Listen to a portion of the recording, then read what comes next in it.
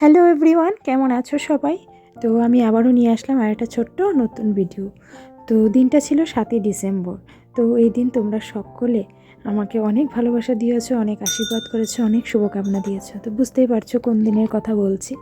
তো সকলকে অনেক অনেক ধন্যবাদ এত ভালোবাসা দেওয়ার জন্য। তো সেই দিন তো আমাদের ছিল 10 বছরের বিবাহবার্ষিকী। তো কিভাবে যে বিয়ের এই 10টা বছর কেটে গেল বুঝতেই পারলাম না।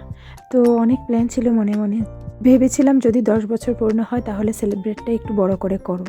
তো সব মনের ইচ্ছা কি পূরণ হয় বলো? তো অনেক দিন পেরিয়ে গেল, তো সময় বদলাচ্ছে, দিন বদলাচ্ছে। তো জীবনে আমরা অনেকটা এগিয়ে গেছি, অনেক কিছু পরিবর্তন হয়েছে। যাই হোক, ভাবলাম যে 10 বছর কিছু না করতে পারি, অ্যাটলিস্ট ঠাকুর তো দর্শন করে আসতে পারি। তাই আমরা চলে আসলাম লক্ষ্মীনারায়ণ বাড়িতে। আর তাছাড়া ইচ্ছে করলেও যে সব কিছু হয় তাও তো হয় না। আজকেও যে ঠাকুর বাড়ি আসতে পারবো তো সেটারও প্ল্যান ছিল না, বিকালবেলায় প্ল্যান করেছিলাম, কারণ পরের দিন হচ্ছে মেয়ের এক্সাম। আর মনে হয় না কোনো বছরই আমাদের সেলিব্রেটটা হবে, কারণ যতবারই আমাদের বিবাহবার্ষিকী আসবে ততবারই মেয়ের এই টাইমটাতেই পরীক্ষা থাকবে। তো যাই হোক, দেখা যাক ভবিষ্যতে কী হয়। কিছু থাকুক বা না থাকুক, এই স্মৃতিগুলি সবসময় আমাদের সাথে থাকবে। তাই তোমাদের কাছেও একটু শেয়ার করলাম, আর 10 বছরের কীভাবে বিবাহবার্ষিকীটা সেলিব্রেট করলাম সেটা তোমাদের কাছেও শেয়ার করলাম। তো এখানে এসে ঠাকুর দর্শন করে বেশি দেরি করিনি।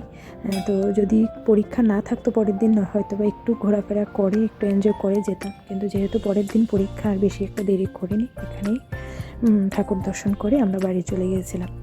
তো এখানে এসে লক্ষ্মীনারায়ণ বাড়ির যে পুকুরের ভিউটা, যে চারপাশে লাইটিং, রাজবাড়ির লাইটিং জাস্ট অসাধারণ লাগে, তাই তোমাদেরকেও একটু দেখিয়ে দিলাম। তো চলো আবার বাড়ি যাওয়া যাক।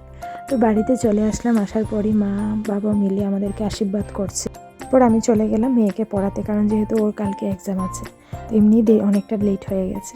তো এদিকে মা রান্নার দিকটা মা দেখছে। তো আজকে মা রান্না করে ফেললো বক ফুলের পকোড়া, তো সাথে ছিল কোমর ফুলও। তো কোমর ফুলটা কম ছিল বলে তাই একসাথেই করে নিয়েছে। আর হয়েছে ফ্রাইড রাইস, আর ছিল মটন, আর স্যালাড তো ছিল। তো এইভাবেই আমাদের 10 বছরের বিবাহবার্ষিকীটা সম্পূর্ণ হলো। তো চলো তাহলে খাওয়া দাওয়াটা সেরে নিই। তো তোমাদের সাথে আরও অন্য কোনো ব্লগে আরও অনেক গল্প হবে। ততক্ষণের জন্য টাটা, বাই বাই। সবাই খুব ভালো থাকবে, সুস্থ থাকবে।